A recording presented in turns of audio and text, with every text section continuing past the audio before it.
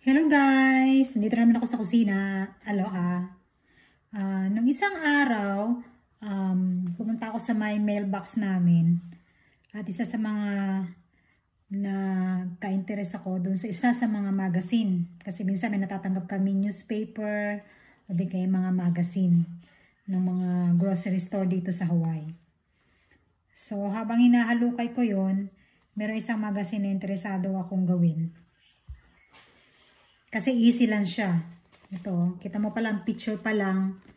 Mukhang masarap na. Shrimp salad. At yun ang gagawin ko ngayon. So, ito yung mga ingredients. Shrimp salad, syempre, ang main ingredients. Ito, lulutuin natin siya. Balat na po yan. Lulutuin natin. Tapos, mixed green salad, mixed green vegetables, leafy vegetables. Ano yun siya? Lettuce, spinach, tsaka randicho. Tapos, may kasamang 2 stalks of celery. At itong aking nanluluya na pipino. Ayun, tanda na. Tapos, lemon. Lalagyan na natin ng lemon. Kamatis. Sibuyas, dill,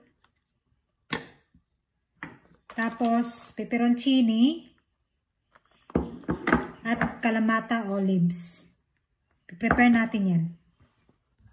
Dali lang naman pulutuin yung shrimp, ano? Pakukulaan ko lang ng tubig. Yan, pabulo na. Yan. Sandali lang natin lulutuin ng shrimp. Masyadong anuhan. Nag-iba ng kulay, pink na. Pwede na yan. Yan na natin guys. Umpisahan na natin. Umpisahan natin sa shrimp. Wahin na ng maliliit. Sabi, cook and chop.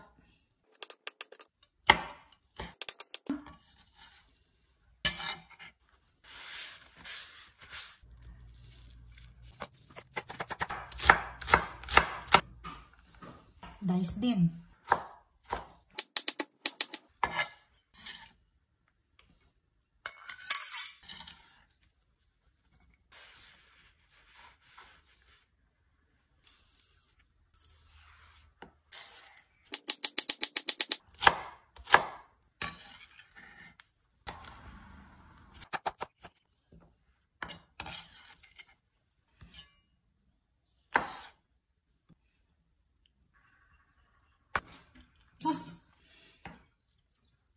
Okay guys, so yung pinaghalo-halo ko na yung shrimp, tomato, onions, cucumber, and celery. Next natin gagawin, lalagyan natin ng konting asin. Shrimp, tomato, onions, cucumber, and celery. Next natin gagawin, lalagyan natin ng konting asin, paminta,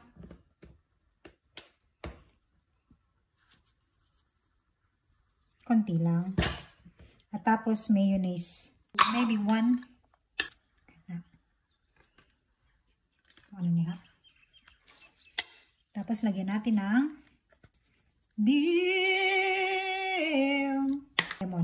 lemon. Ganyan lang.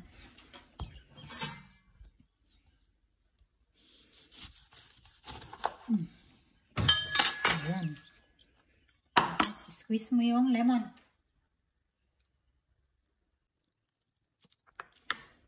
Tapos, mix lang siya ng mix.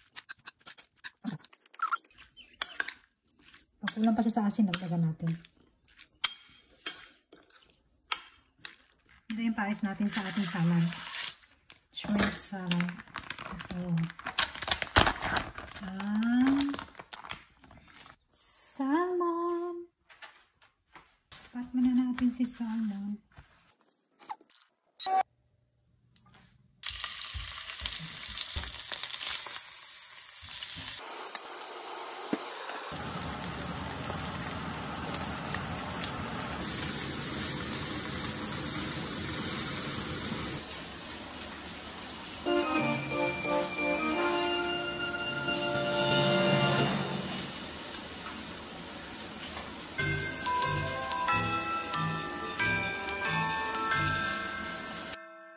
Merry Christmas!